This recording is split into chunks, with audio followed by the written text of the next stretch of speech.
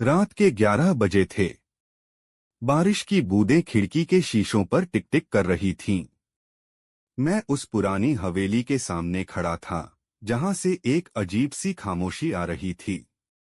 लोग कहते थे कि उस हवेली में किसी की रूह भटकती है। एक लड़की की रूह, जिसका नाम माया था। हवा के चलने की आवाज, दरवाजे के चरमराने की धीमी आवाज। मैंने हिम्मत करके दरवाजा खोला। अंदर की हवा बहुत ठंडी थी, जैसे किसी ने सालों से सांस न ली हो।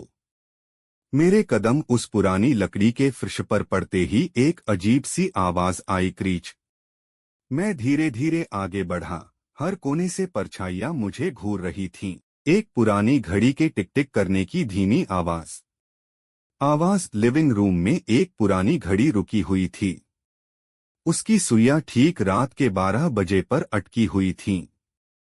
तभी मुझे सीढ़ियों से किसी के चलने की आवाज सुनाई दी।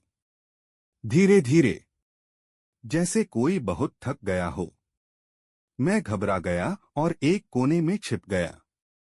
सीढ़ियों पर कदमों की धीमी, हल्की आवाज, उसके बाद रुक जाती है। आवाज बंद हो गई। मैंने सिर उठाकर देखा। ऊपर की बालकनी पर एक धुंधली सी परछाई खड़ी थी। उसकी आंखें नहीं थीं, बस दो खाली, गहरे गड्ढे थे जो मुझे देख रहे थे। एक छोटी उदास लड़की की आवाज, तुम यहाँ क्यों आए हो?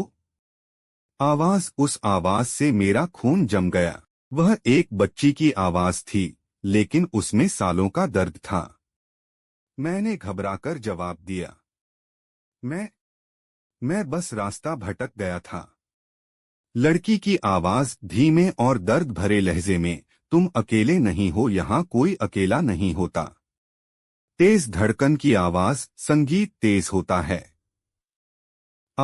तभी अचानक एक हवा का झोंका आया और सारे दरवाजे जोर से बंद हो गए। मेरा फोन गिर गया और उसकी स्क्रीन टूट गई।